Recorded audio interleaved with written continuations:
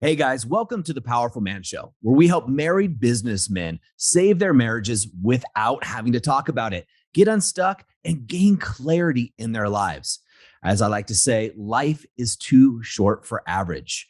I'm your host, Doug Holt, with my co host, Tim, the Powerful Man Matthews. Now let's get this started. All right, we are live. Welcome back, Tim, to another episode of the Powerful Man Show. It's good to be here with you, Master Dougie Fresh. How are you, brother? I'm doing great, man. I'm doing great. I'm excited. I'm doing a training coming up here in a little bit. Always excited when I get to coach the men live. It's one of the highlights of my day. Yeah, I mean, you do a great job with it. The guys always get great results. We get great feedback. Fills your cup. It's a win all around. So I'm happy that you get to do that. I am as well.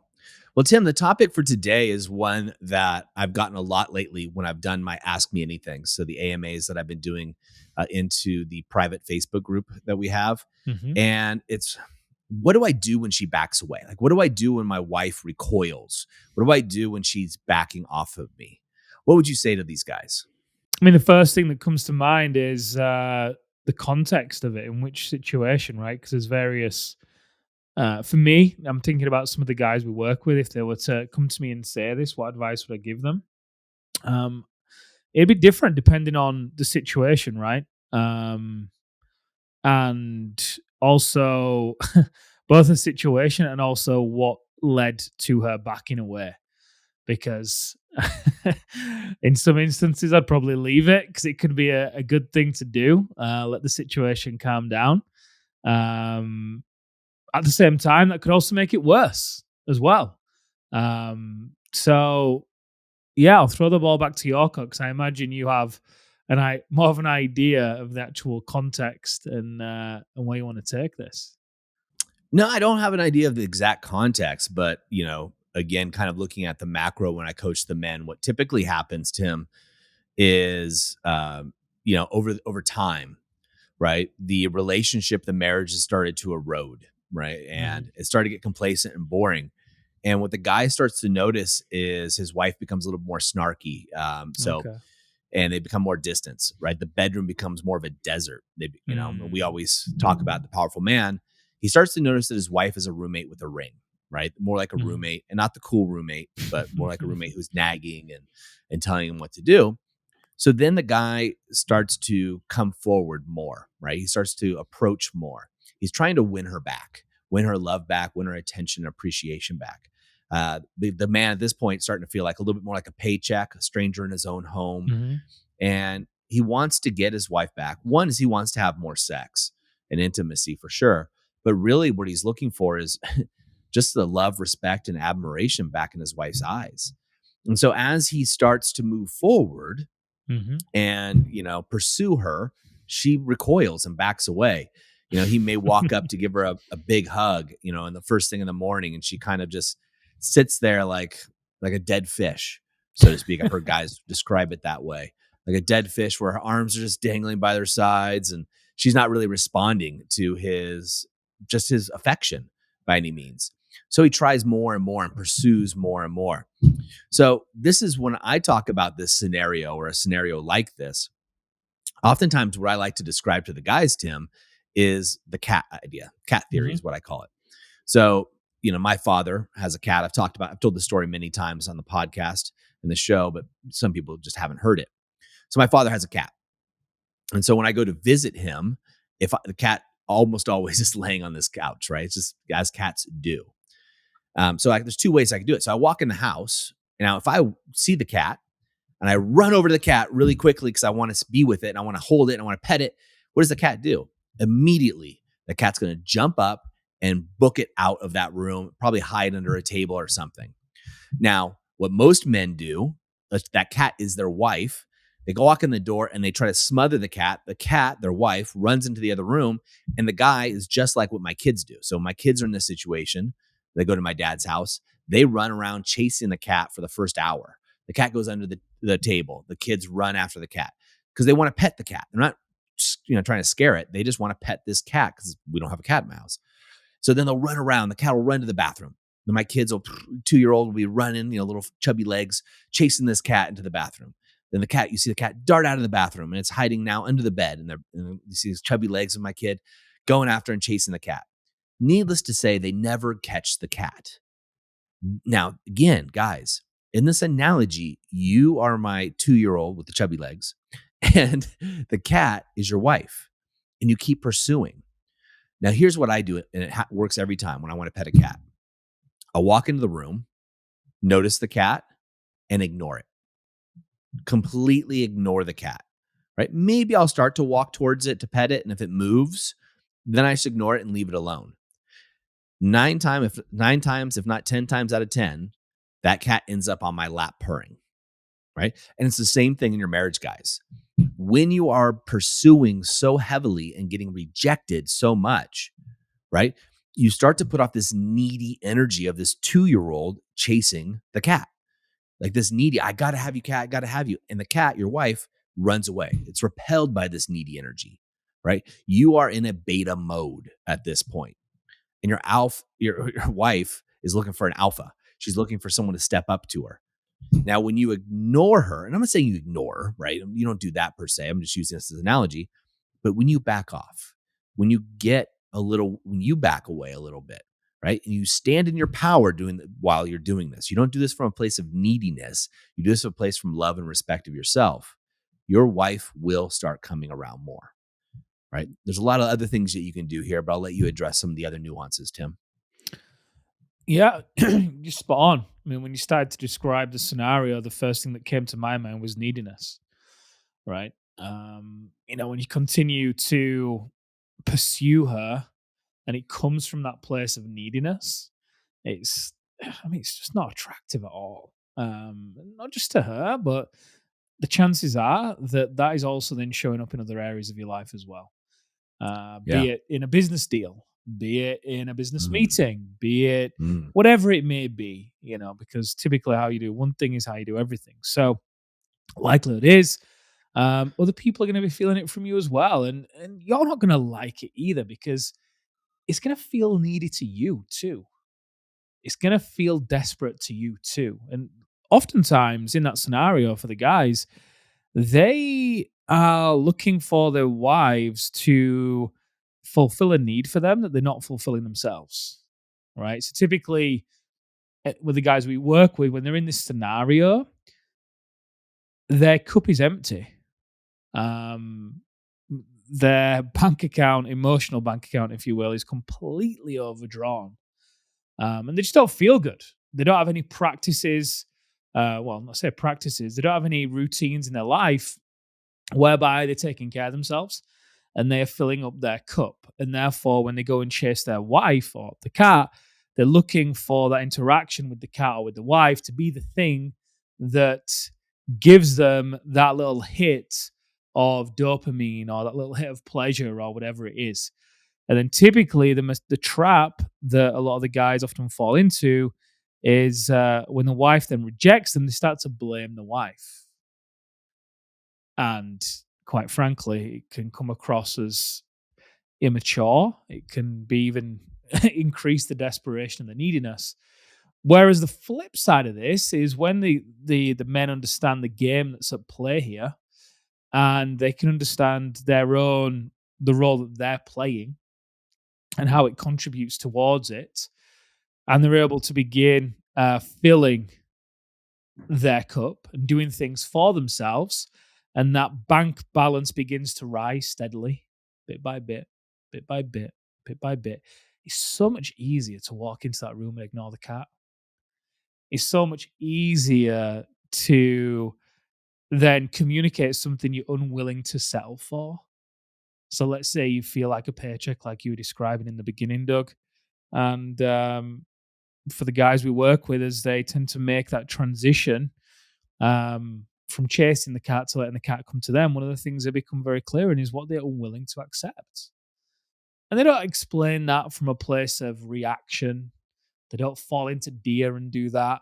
It's from a very calm, grounded, clear place of, hey, this is who I am.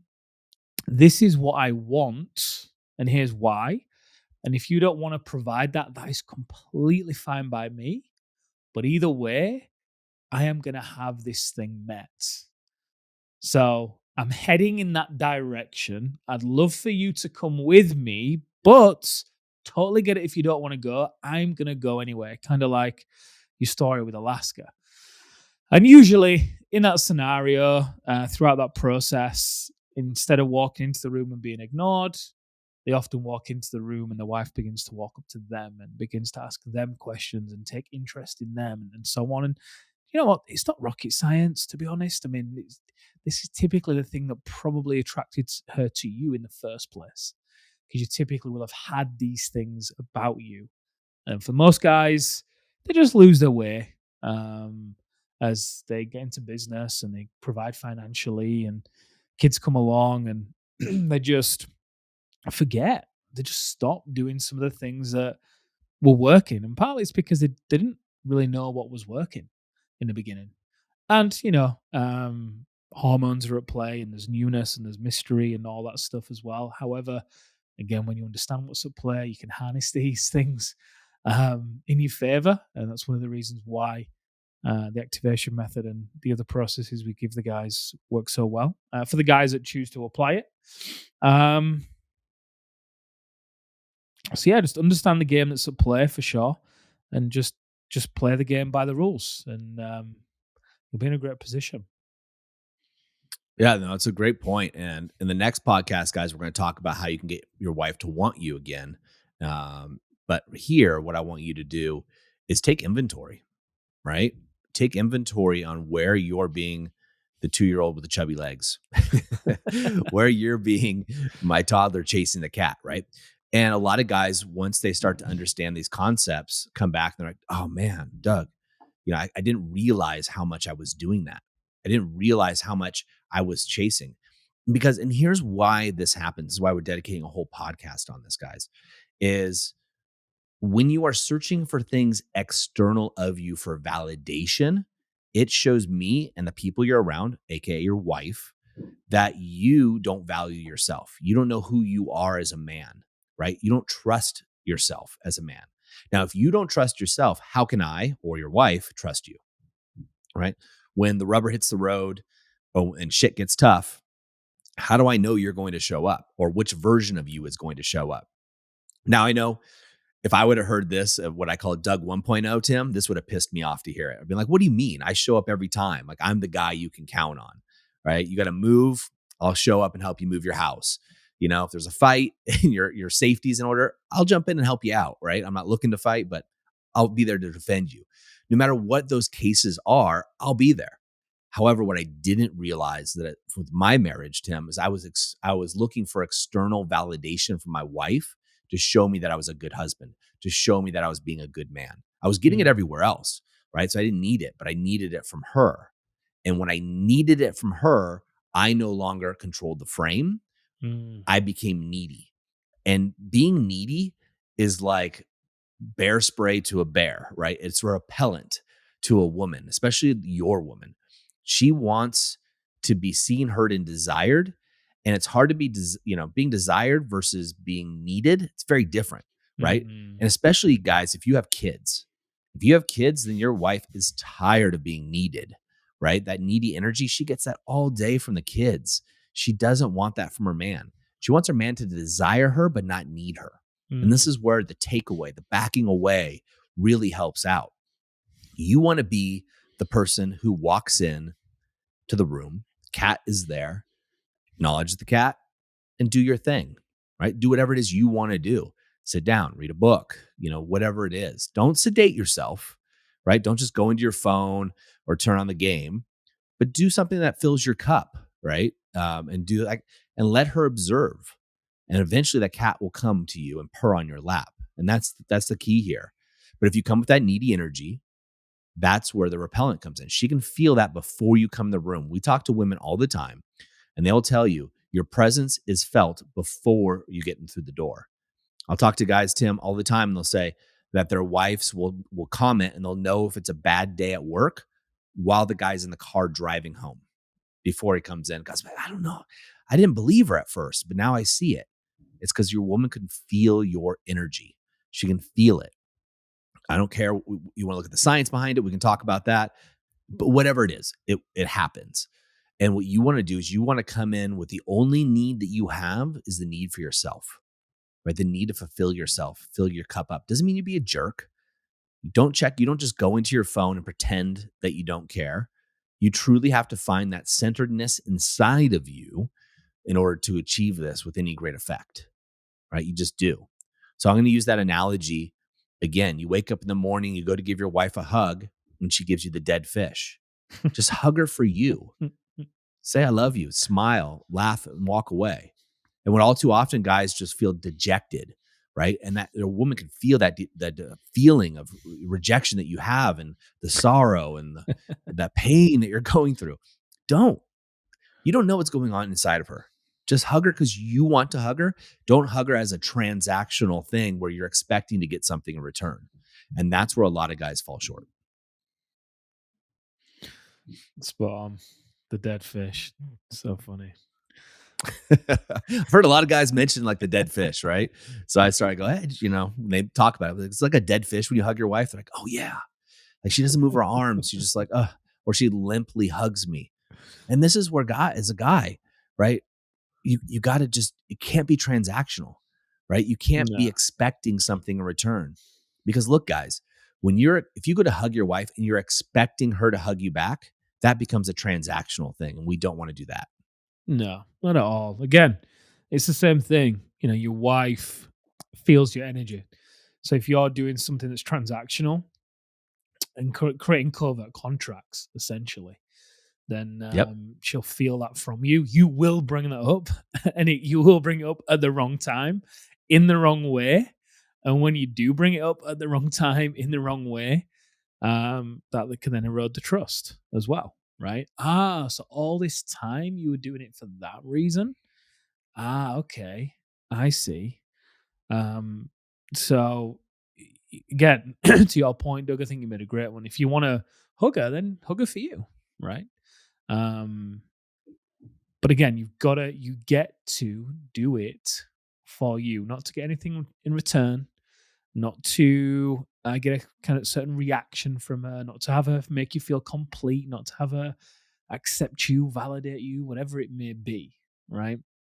Because the likelihood is, just remember the man that you were when you guys first met, right? Who was that guy? How did he carry himself? Before kids, before work, like how did he carry himself? How were you in those early interactions with your wife, right? Were you playful? Were you a bit cocky? Were you jokey? Did you poke a little bit of fun at her? How did it go, right?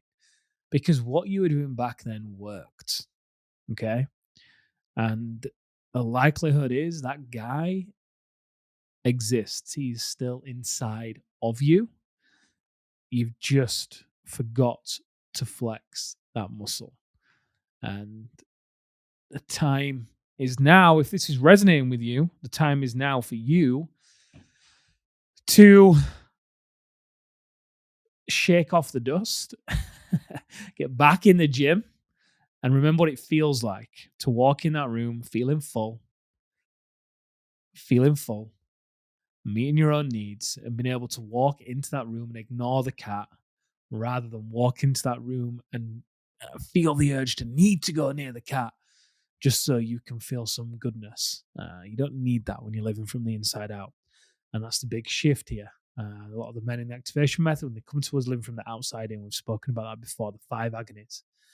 And the shift they make is going to living from the inside out. And when you're doing that with your alpha rise and shine, your alpha decompression, putting your needs first, just a different path to walk. We talk about the path of power, the path of force. This is the path of power. So if this is resonating with you guys, at the moment of insight, like Mr. Dougie Fresh always says, he's experiencing a couple of technical difficulties right now. If you can see him on YouTube. At the moment of insight, take massive action. Doug has shared some amazing advice with you there. So If it resonates, if it lands, don't be the chubby 2-year-old chasing the cat. Don't be that guy, that girl. Instead, be the man that attracted your wife in the first place. The confident, clear, powerful man that she knows that you are and that she sees you as. And that's what frustrates her when you become needy, become desperate, because that isn't the man she married. All right, guys, that's a wrap for this episode. But as I always say, in the moment of insight, take massive action. You see, there are two types of men that listen to a podcast like this. Those that go on from one podcast or show to another, just hoping things are going to change and realizing that they're going to be in the same place month after month, year after year. You see, I was this guy, so I completely get it. You may just not be ready. But there's also a second man that listens to a show just like this. And this is a guy who takes massive action so they can shorten the learning curve, compress time, and get results to be the wolf. See, wolf is an acronym for wise, open, loving, and fierce. Now, ask yourself, which one am I? And just be honest with yourself there. And there's no judgment on my end, but if you're ready to move from deactivated deer mode, which is defend, excuse, explain, react, to activated wolf, wise, open, loving, and fierce, then go over to thepowerfulman.com/grow and go there now. In fact, I'll make it super easy for you. I will even put the link right in the description here so you can just click it and go over there now to learn more. Guys, in the moment of insight, take massive action. Go from deactivated to activated because like I said, life is too short for average. And I'll see you on the next episode.